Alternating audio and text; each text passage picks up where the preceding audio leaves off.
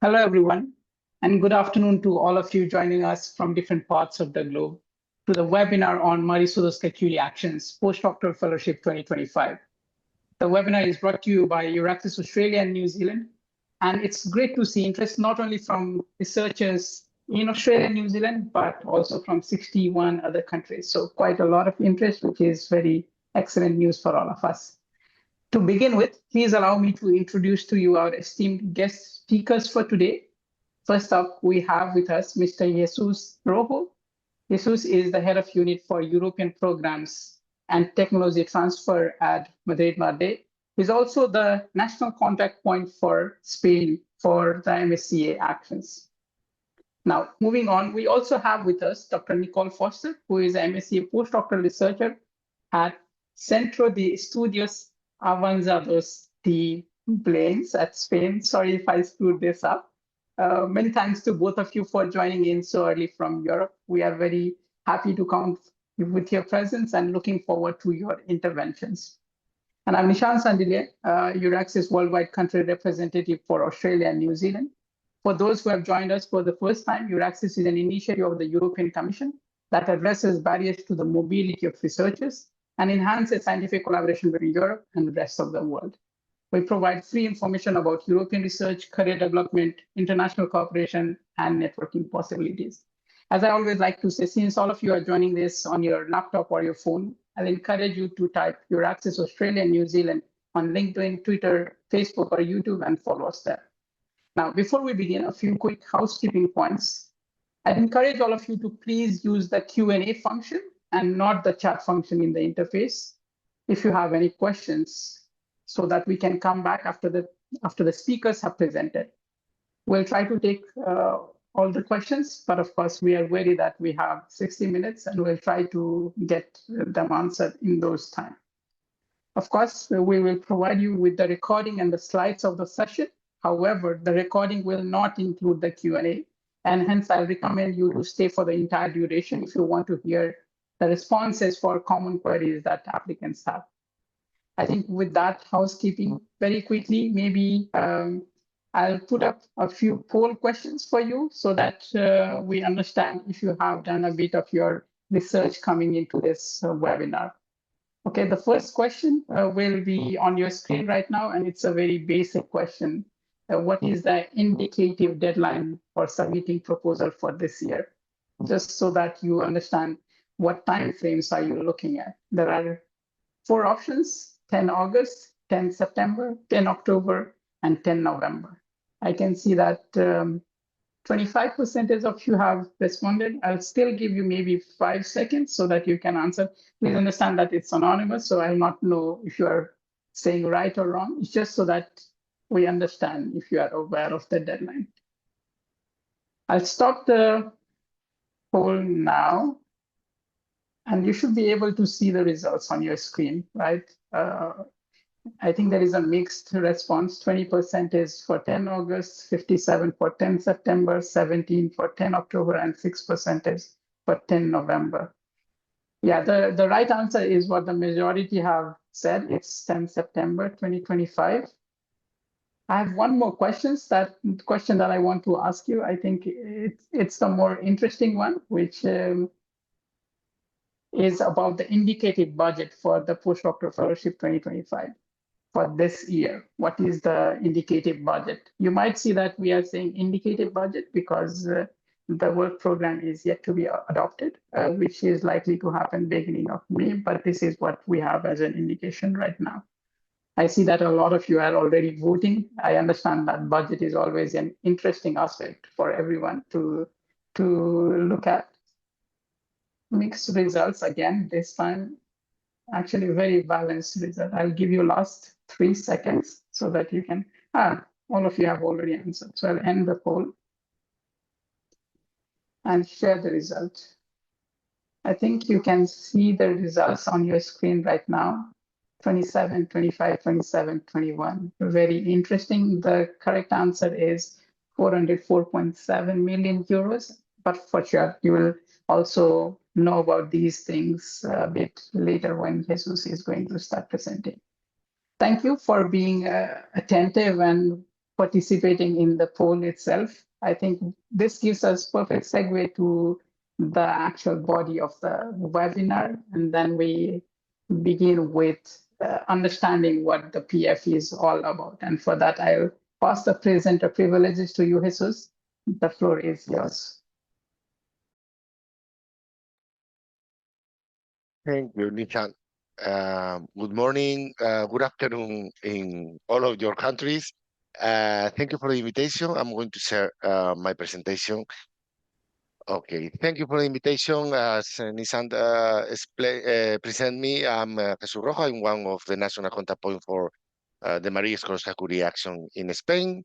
And I'm going to give you some details, general aspects, and some figures and statistics and maybe some recommendation in this info session about the new call, the Marie Sklodowska-Curie Action Postdoctoral Fellowship 2025 call. Here is the content. We are going to check the scope of the program, some novelty rules for participation and eligibility criteria. Also, we will check the financial aspect, the funding model, documents, statistics, where to find institutions, and how to do networking with your future host institution. So, first of all, the timing of the call and the budget. The program in this call, the launch and the open call will be next 9th of May. It was a delay. It was supposed to be in April, but because of the calendar for the commission, they decided to move to the 9th of May is the opening call. But anyway, all the documents are available in the funding and then the portal and the REA website that I will explain later on. And the deadline for submitting proposal is in September, the 10th of September at 5 p.m. Central Europe timing. The notification of the call of the call results to the applicants will be around February 2026. It's almost the same date as the previous call, and each year the results are announced around mid-February.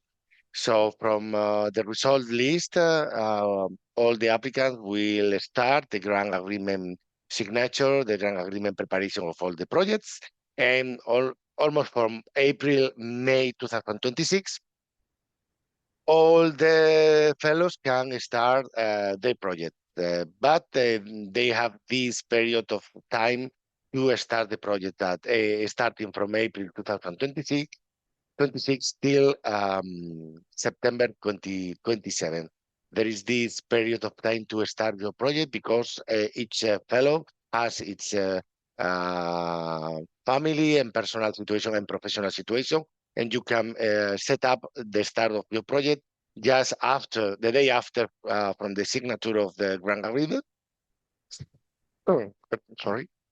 And till September 2027. The indicative budget for the call is 405 million euros. That is distributed among the two modalities, 343 million for European Fellowship and 60 million for Global Fellowship. The Marie Sklodowska-Curie Action is a global program for research career development. This gives you a hint about how to prepare your proposal. This is not a research project. It's not only a research project. It's one part of the project is a research, but also is anything else. It's more than a research project. The program promote and foster the career development of researchers from any nationality, providing intersectorial and interdisciplinary mobility, also international dimension. One of the key aspects of the project is international mobility, provides opportunities under a bottom-up approach, is based on any project idea is eligible. So we have 8 scientific panels where you can locate your project idea. So you don't have to wait for a specific topic. So you can plan, you can propose any project idea under these 8 scientific panels that I will explain later on. Also, the project should be provide you training, soft skills, and professional development. So you can see the postdoctoral fellowship is not only a research, but also it takes into account other dimensions related with your employability and your career development. Also, the program is focused on have an impact for researchers' career, but also impact for institutions and impact and the research and innovation system, not only in Europe, but also worldwide. If we talk some relevant terminology that you need to know, we are focused on bottom-up approach. It's open to any scientific fields. We have 8 scientific panels, plus the Euratom areas that I will explain also. We have 8 scientific panels where you have to locate your proposal. We have chemistry, we have social science and humanities, economic science, information science and engineering, environment and geoscience, life science, mathematics, and physics. We have these scientific panels, but also we have descriptors under the administrative form, but also keywords. Altogether, the scientific panel, the descriptor, and the keywords are used by the Commission, in this case by the Research Executive Agency, to select the evaluators for your proposal. So it's quite important to select the proper scientific panel, select the descriptors that are more aligned with your project idea, and also representative keywords for your proposal. The program is fully funded, is 100% funded, and is based on unit cost, and we will check later on the funding scheme. Also, we have a relevant terminology regarding the institution that they are involved. We have beneficiaries. Beneficiaries is any legal entity based on a member state or associated country to Horizon Europe. These institutions receive the EU funds, they recruit the fellows, they supervise the fellows, and provide training opportunities, infrastructure, facilities, and they sign the agreement with the European Commission. They are the legal beneficiaries of your future postdoctoral fellowship project. But also we have other entities that they are nominated as associated partners. Associated partners could be located in anywhere in the world. They provide and add value to your project. They contribute to your project, hosting you during the secondment in the premises, and they provide you scientific and transferable skill training that provides and add value to your project. They don't get any funding from the Commission. The beneficiary from Europe can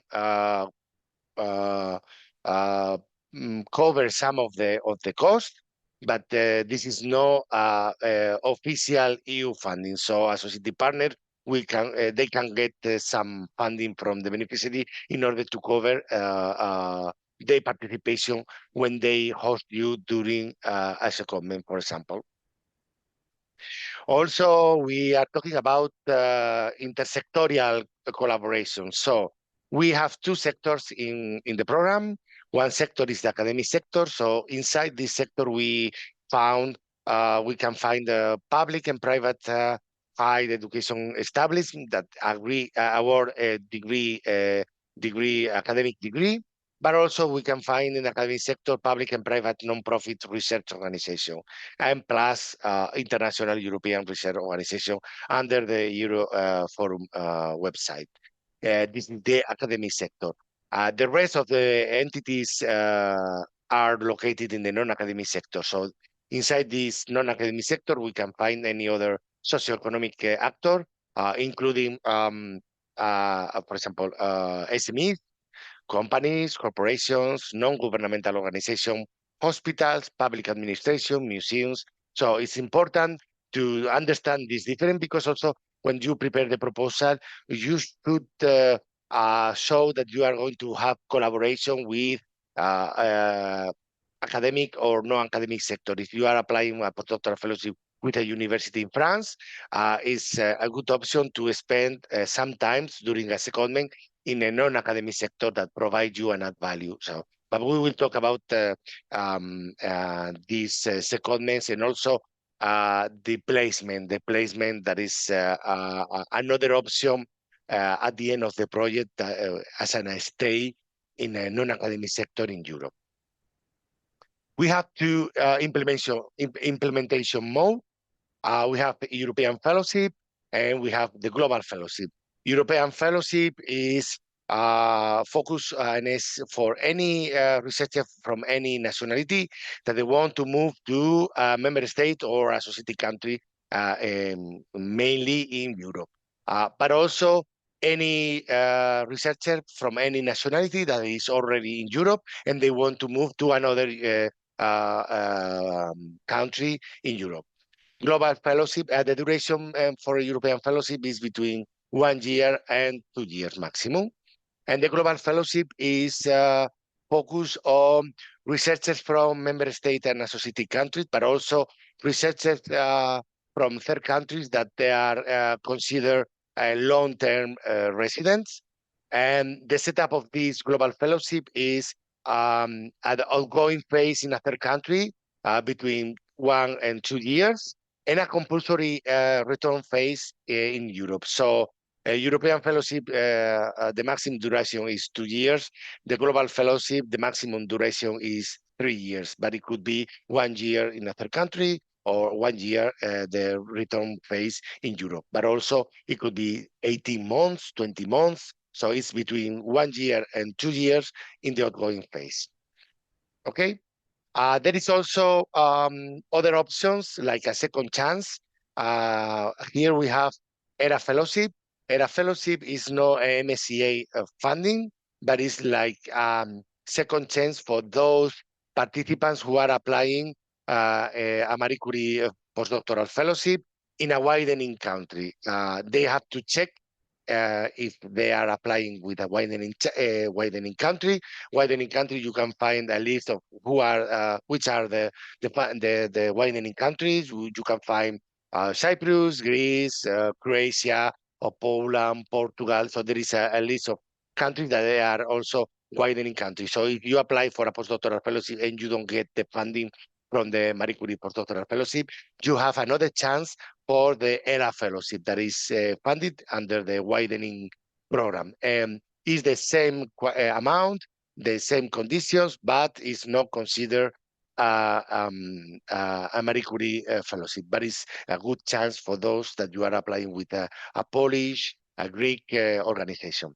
And also, there is another option, the Euratom. The Euratom is for those participants that they are preparing a proposal on Euratom topic and with an institution for a member state or associated country to Euratom program.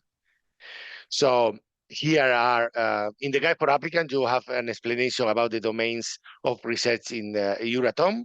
If you are working on these topics, you have to select that you are eligible for the Euratom Research and Training Program, ERTP.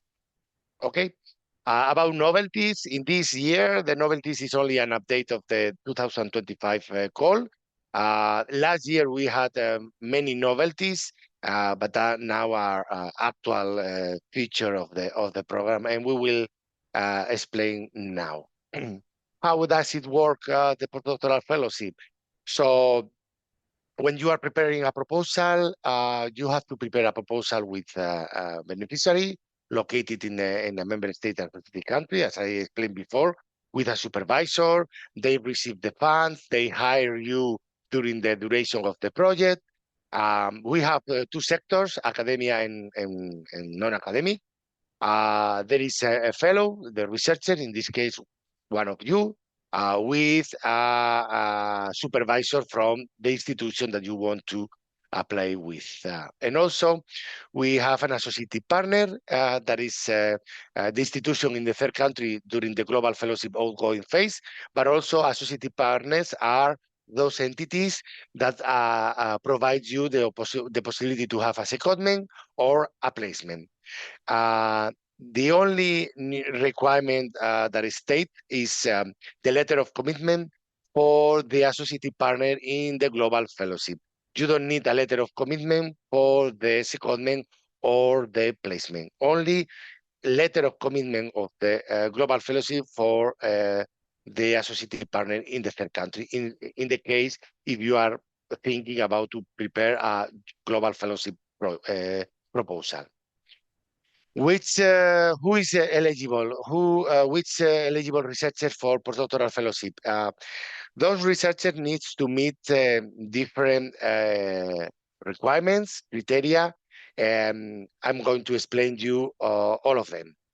The first criteria is the research experience. Only researchers in the possession of a doctoral degree or those researchers who are defending their thesis successfully are eligible for this call. And this is measured at the deadline of the call, that is the 10th of September of this year. So if you are a PhD or you defend your thesis and you don't need any modification in your thesis, you are eligible.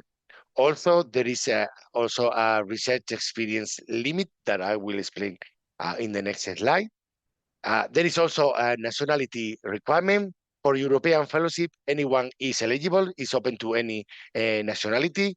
The only nationality requirement is for the global fellowship. Only Europeans and associated country researchers are eligible, and also those that are considered long-term resident. And the last one is the mobility rule. As the mobility is the key aspect of the program, you need to move from the place you are working and living to another country. So the researchers applying to this postdoctoral fellowship call, they need to meet the mobility rule. The mobility rule is stated in the slide.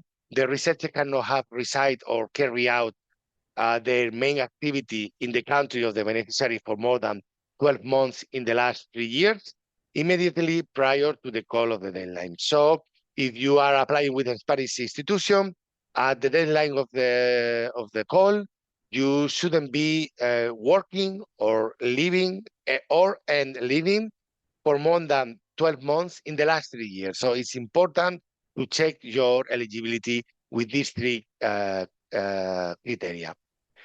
What about the experience? We have a limit of the research experience, and it's like 8 years. Researchers applying for postdoctoral fellowship should meet these criteria. They shouldn't have more than 8 years research experience by the end of the call. And this research experience should be counted full-time equivalent. So you need to count if your job contract are focused on research, what is the % of dedication to research. So you can have a different exemption, and I provide you here the self-assessment tool that they can help you to analyze if you meet the 8 years criteria.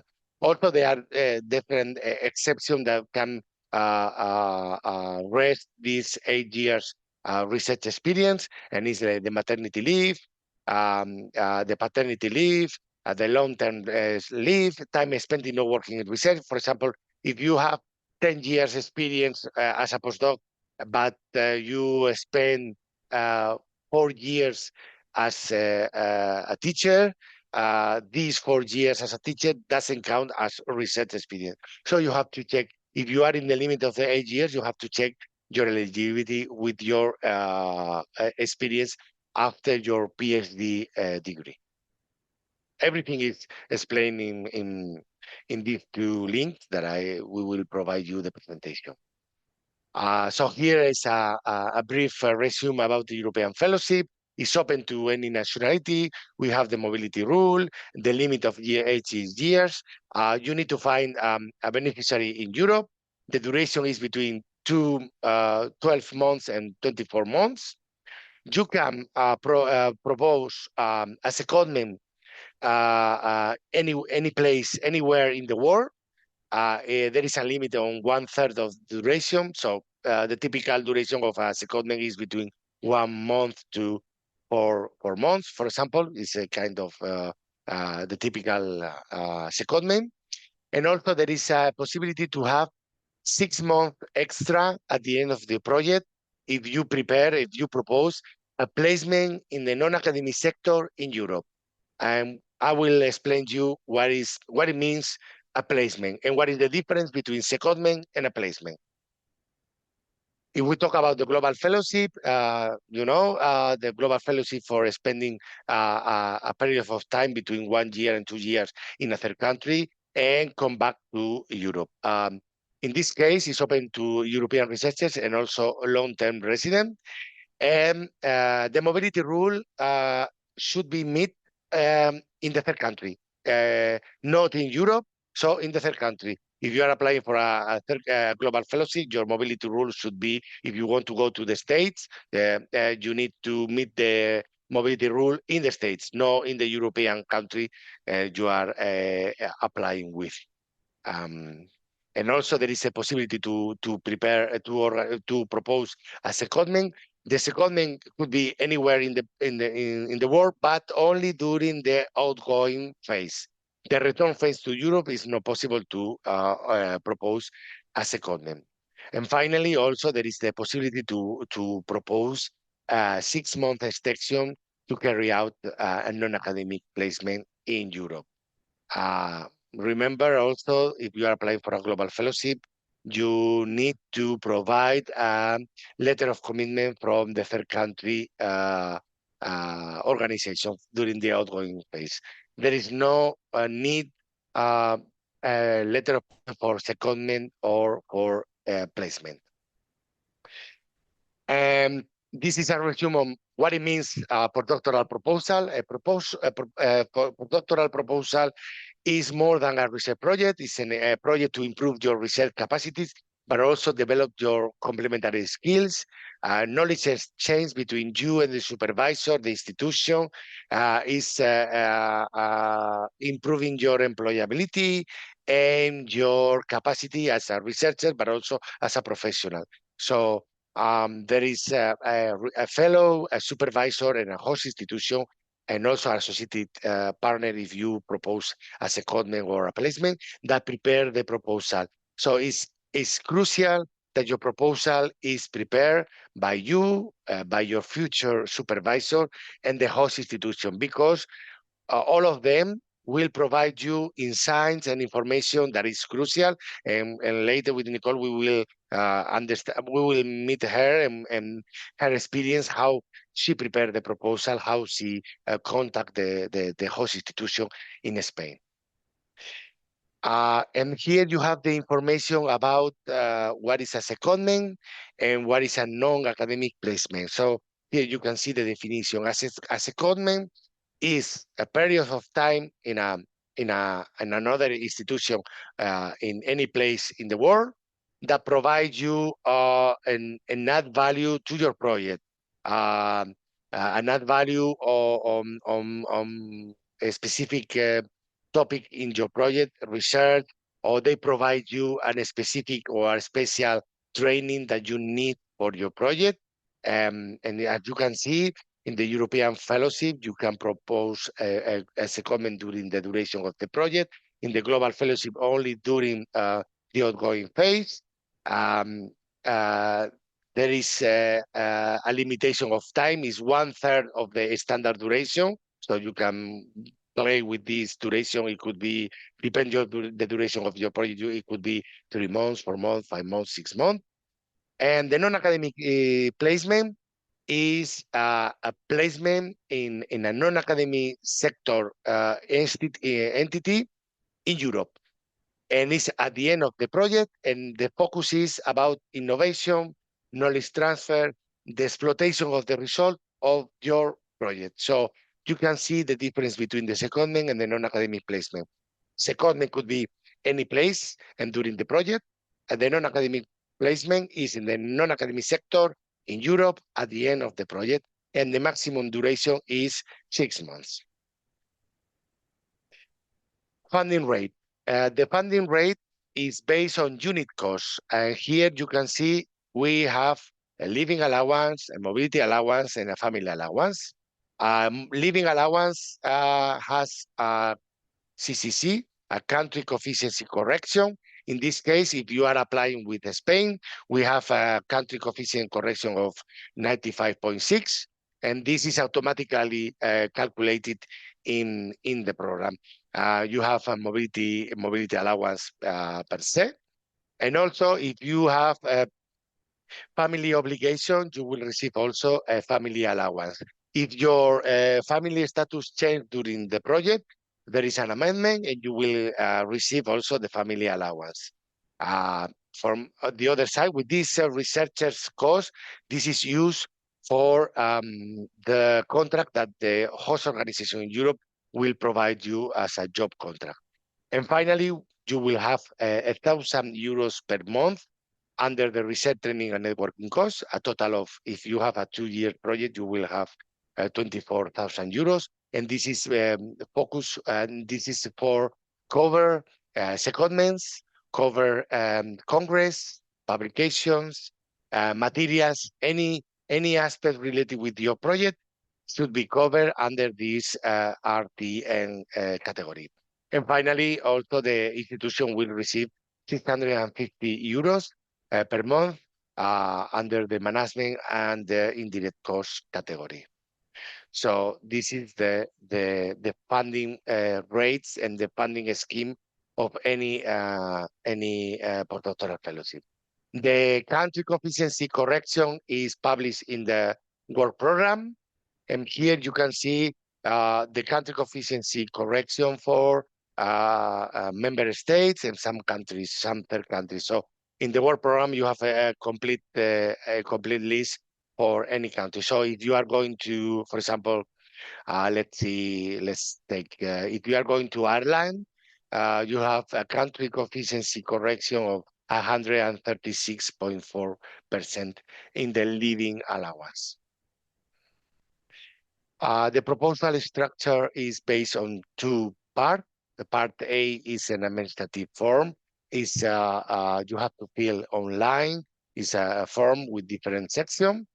And the part B is the technical part. It's a layout. It's 2 documents that you have to fill and convert in PDF and submit in the system. Part B1 is has a 10 pages limit.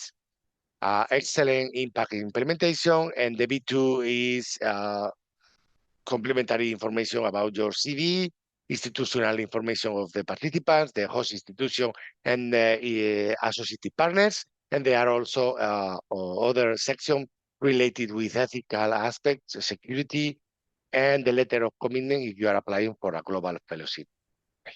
The evaluation criteria are the same in each call. So they will evaluate you under the excellent part is 50 points, impact section is 30, and the implementation of the project is 20. I will provide you a link of a handbook. We, under the National Contact Point project, we create this handbook for each Marie Curie call. Soon we will provide you the handbook for this Postdoctoral Fellowship 2025, but you have already the handbook for 2024 that is almost the same. And you can see the different sub-criteria that will evaluate your proposal. Some figures, some statistics from the previous call. We received almost 2,000 proposals submitted in the European Fellowship and the Global Fellowship. Almost 8,000 were above the threshold that they receive a score up to bigger than 70 points. almost 2,000 were below the threshold. You can see the numbers. A total of 1,692 proposals were invited to receive the funding. And there were almost 300 proposals on the reserve list, in case that the main list, they don't sign the grant agreement because the fellow found another funding opportunity. So they invite the reserve list to the grant agreement preparation. There is, in the last call, we had 94 proposals that failed in the eligibility. So be careful. You need to be very sure about your PSD, your mobility rule, and your experience. This is not a very high number, but it's a pity that you prepare a proposal and you are not eligible because you don't meet the criteria. And finally, 18 proposals failed the admissibility. So because they probably didn't provide a full proposal or they didn't submit the PDF. Some statistics about the results. So here you can see the European country receiving postdoctoral fellowship. Now UK is associated country and participate as another European country. Second country is Spain receiving postdoctoral. So here you can see the numbers, the reserve list, and the other proposal that they didn't get funding. Regarding panels in the main list, you will have the statistics, so you can see which countries are more successful in which scientific panels. We will provide you probably at the end of May more statistics because we are having a national contact point meeting in Brussels, and the Commission will provide in all the statistics. These statistics are made by myself, but the Commission will provide more statistics about nationalities, third countries' participation, etc. If we check the participation by panels and by modality, you can see the most popular panels in European Fellowship is social science panel, life science, engineering, and chemistry, following physics and environment, and the less popular is mathematics and economics. So this gives you an idea about the number of proposals funded in each panel. If we go to the Global Fellowship, the most popular and the highest number of funded proposal is the social science and humanity panel. About the percentiles table that is in the funding and in the portal, but also the cutoff. So here you can see the cutoff in each panel and in each modality. So you need to prepare a very good and competitive proposal. In the European Fellowship, you can see scores for the cutoff close to 95.2, 94, 94.2. So it's quite impressive and very high scores in order to get the funding. And for Global Fellowship, it's even worse. You can see they are in the engineering panel 96.4 cutoff score, but also we can see social science 96, life science 96. So you need to prepare a very successful proposal. The success rate is about 16.6 in the total program. The Global Fellowship, I think, is around 19-20% success rate. And also here you can see the number of eligible proposals submitted per panel and the percent share in the postdoctoral fellowship call. So you can see we received 20% of proposal from life science and social science, but this is just numbers. You will receive the presentation and you can have an idea about the number of eligible proposals submitted in the last call. And we are expecting probably the same submission or even higher due to the situation, for example, in the United States with the Trump administration.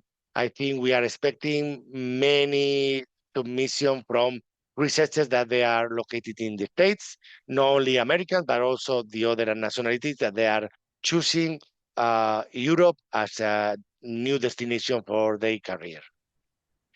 About the project duration, as I mentioned, European Fellowship have a duration between 12 to 24 months, but also you can see that some European Fellowship have more months duration, and it's because of the placement. This is project funded, so you can see most of the project has 24 months duration, but you can see some figures around 60 projects funded. They propose a placement. If we talk about the global fellowship, you can see the most common duration is 36, usually 2 years in the third country and a year in Europe. But also you can see project funded with a duration of 24 months. It means 1 year in a third country and 1 year return in Europe. So everything is possible. And you can see also placement is not very common to have a placement in the global fellowship. We have only 15 proposal funded with placement after the duration of the project. But these are figures you can analyze, and you can think, okay, I would be interested to include a placement or not. But my advice is if it fits in your project to spend a placement in your project, do it, explain well, and it will be well evaluated. If it's just a paste, like I want an extension of my project, it could be dangerous because you will receive some negative comments. All the documents and all the information is in this link under the funding and tender portal, and you can download all the documents right now. Also, you have here the European Commission portal related with the Marie Sklodowska-Curie Action, also the Research Executive Agency portal. And lately, yesterday, they published the 6 steps to prepare your application. There is the link, and you can check all the information. Also, for those that they are choosing Spain as host country, your access HBO or colleagues from FECID, my colleague Lisa and Xavi, they prepare this document. Is a guide explaining how the salaries are calculated in Spain, the gross salary, the super gross salary, the net salary, the severance payment, etc., etc. So it's super important. Try to understand how is the taxation and the contracts in the country of destination. This is crucial because sometimes you will get some surprise because you didn't expect taxation, employers taxation, and should be covered by the funding of the project. Also, you can find host institution through our matchmaking platform. Now, I will tell you, we are working in a new one. It will be focused on institutions, so you can enter without registration. So you can check entities that are looking for future fellows, and you can contact them by email or by phone, etc. And we are working on the new platform, and it will be ready probably at the end of May. And of course, you can have an opportunity to find your host organization under your access website, in this case, under the Jobs and Opportunity section. Finally, the new MSCA Net project, NCP project is starting, is the Radiance project, is the continuation of MSCA Net. And here you can find the new website. We will we will publish all the documentation, handbooks, policy briefs, documents, guidelines for you in order to help you to prepare a successful proposal. And that's all from my side. And thank you. If you have any question, I will answer later on. Thank you. Thank you very much, Jesus. That was an excellent presentation. You covered a lot of aspects in it. And as you can see, there are so many questions that are coming in. Excellent questions. So please keep them coming. Of course, we will try to answer as many of them as possible. I started writing a few answers, but then I saw that some of the questions needed response in live. That's why you will see that we will take a lot of questions later on. Just so that you are aware that we will be running an application advice webinar on 11th June. So a lot of the questions might also be tackled then if it is specific to what makes a strong proposal, okay, just so that you are aware. But of course, this is something that will be communicated to you. But I think more importantly, let's now move on to a successful fellow from Australia who is now doing her postdoc in Spain. Over to you, Nicole, to explain how you went about putting forward a successful postdoctoral application and how is your project going on. Over to you. Thank you. Can you hear me okay? And can you see my screen? Yes, we can. Perfect. Okay. So my name's Nicole. I'm originally from Adelaide, Australia. And yeah, I'm a successful Marie Curie postdoc. I applied actually in 2022. So yeah, today I'm just going to take you through, sort of my journey in getting here and the application process and some things that I think might be helpful for your application. So, I mean, why I applied for a Marie Curie and how it sort of came about was it was a link through my PhD supervisor. One of my supervisors was moving back to Spain and contacted me if I wanted to go to Spain or do any work. And for me, finishing my PhD, I was very adamant that I was going to go overseas. I thought that would be best for my career to, network and travel and get experience. And so looking up, what are the opportunities to go to Europe? The Marie Curie postdoc is, one of the best opportunities. It has, so many benefits. It is extremely competitive, but that's probably because it's such a good fellowship. So being able to come to Europe, it provides a lot of financial support for that. The salary support is good. And yeah, I think the fact that you get research money as well. So bear in mind that the money that you get for research can cover, visa costs and stuff, which I'll talk about in a sec, but also like other workshops or conferences. And so being from Australia, we're very far away from the rest of the world. So Europe has a lot of things going on, and normally being able to attend these events or these workshops or things, it takes a lot. The flights are really expensive. So being in Europe, you have so much more access to things, and also the financial support of the Marie Curie means that you're able to go and do these things. So for me already, I've had many opportunities. One time the flight was 20 euros, which blew my mind that I could go to a workshop for 20 euros. It's never happened. It doesn't even happen within Australia. So there's lots of benefits of coming to Europe. And also, being in Europe just in general, going on holidays, there's a lot of things close by. So that's been really great. I think as well, one of the things about a Marie Curie is, sometimes this can be daunting, but you have your own project. You've designed it. You have autonomy over it. It's, something that you want to do, which for some people that can be tough because, there's more pressure and it's all on you. But for me, I found that was really liberating. I had a lot of freedom. I had the money to do what I want. I have the money to do what I want. So yeah, there's just some things of why I was applied for this fellowship.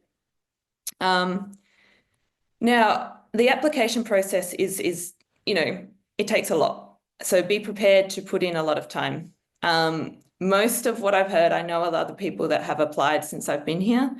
I would say my biggest advice is be prepared to apply twice. I applied twice. So the first round, I got a high enough score, but it's extremely competitive. So that score wasn't enough to get funded. I then undertook another postdoc, reapplied again the following year and was successful. You're able to postpone starting. So I got the fellowship in the 2022 round, but didn't start until last year. So you have I think 2 years or 1.5 years to start the fellowship. So keep that in mind, that you can apply for other things. You can start another postdoc and also apply for the Marie Curie. You also get feedback on your proposal in the first round, first time you apply, so you can make the changes for the second time. One of the biggest things that really helped me was talking to other successful candidates and using their proposals. There is a way to apply for these fellowships. I think in general, postdoc fellowships all have a sort of style that they want or certain things that they want. And so be smart about it. Talk to people, get proposals, use them as a template. It's fine to do that. It's what I did. I spoke to people and they said these were the things that, they were told to put in their proposal. There's, people at research centres that can assist with this. There was also an online handbook, and that had a lot of keywords to put in answering the questions. And I followed this quite closely for the second round. So I would advise to do that. I would look through the portal and make sure that all of the resources that are provided you are using, and invest time. It's going to take a while to craft a really good proposal. The good thing is once you've done this proposal, it's not if you're not successful, it's not a waste of time because you can use this proposal for other applications. So if you invest the time to really get a good proposal together, then it's going to be really helpful for your career and other opportunities. I would say contact your supervisors early. So I was lucky that I already had the relationship with my supervisor. But if you're just wanting to go to Europe and you're not sure about the lab, get in touch with the supervisor that you want to work with. Be persistent in that, because I know sometimes emails get lost. And yeah, make sure it's someone you want to work with, and they can also help put you in touch with people at the institution to help with your application and some of the sort of admin parts of the proposal. I would also say with the secondments too, contact those people early. I mean, I just decided who I wanted to work with. I reached out to them randomly and got really good responses. So I'm doing 2 secondments as part of my Marie Curie. And it's really good to set them up well. It means that you have 3 different labs that you can work with within the 2 years, which is great. It's a good way to increase your network, to also get help and learn different skills in part of your proposal. So make the most of that and choose those carefully, I think. So some, I guess, more things that I wish I had known, I guess. So I would also keep in mind with the payment for the Marie Curie, your salary, it's a very good salary. But also you will be taxed as well. So keep that in mind that, there's different tax laws. So what you actually get will be different to what's on your contract, which is normal. The visa process can be hard. And for me, going to Spain, it was $5,000 for the visa, which is a lot. It's a lot of money. And so the money you get within your Marie Curie can help cover that, but that is a process to get the money back, and that's still ongoing for me. And it was quite tough. So I think be prepared that the visa process can be hard. Start it really early. Make sure you know what's sort of involved. But it happened. I got there eventually, so it will happen. But it's something that I wish I had known so that it wasn't as stressful. I think having a supportive supervisor is really important. Moving countries it's not easy. It's a lot. It's a lot of paperwork. It's a lot of stress to find housing, and you've got to set up your bank accounts and your life, in another country. And having someone who is going to support you in that, having a good group, so that you can land in a new country and you've got that support, is really important. So make sure that you are talking to your supervisor and you're setting it up well. And there's a lot of things within moving. So the first step is the proposal and getting it, and then being prepared for the things that sort of can happen And then, you know, give yourself time. So my start date for the Marie Curie had to be moved a couple of times to account for visa and stuff. So keep that in mind. Maybe it's a simpler process. It depends like what time of the year you're applying, what country you're moving to. It changes a lot. And the other thing I would say is it goes quite fast. This, you know, I'm already 1 year into my Marie Curie, and yeah, I can't believe it's been a year. I feel like I'm barely, you know, starting. It does take a bit to get up, set up and, you know, get into your project. So just, you know, make the most of it and make sure you're taking like the opportunities that you can. So yeah, I think that's sort of it of what I wanted to cover. And, you know, I would say like my biggest advice for starting the proposal, and I know it's like daunting, it's a big proposal, is get help. Reach out to as many people as you can and talk to as many people as you can that you know have been successful. So yeah. Thank you. Thank you very much, Nicole. I think you had some excellent advice for prospective applicants and possible fellows from Australia. I'm sure that they did get some practical insight, which is something that we need from somebody who has done it and been there, done that, right? So of course, we really appreciate you taking out your time.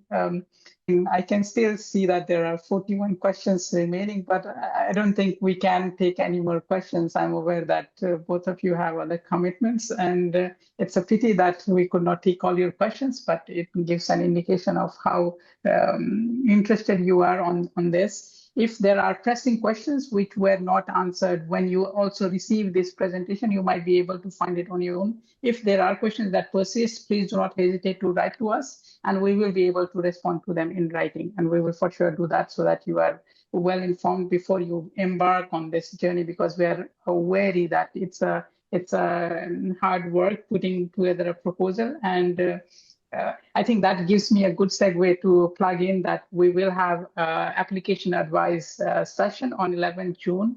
And please also keep in mind that we might have some hosting offer sessions for European Fellowship and Global Fellowship, but of course we will keep you informed once these are announced. So once you have made an idea of whether you are going to apply, you can also keep an eye on these announcements.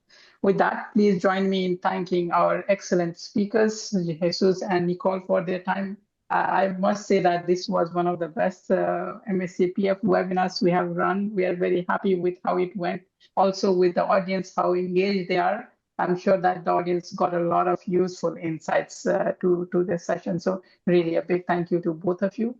To the audience joining us, when you exit the webinar, there are 2 survey questions that we would request your answer to. These are anonymous, so please consider responding so that we can keep on improving when we are organizing this webinar.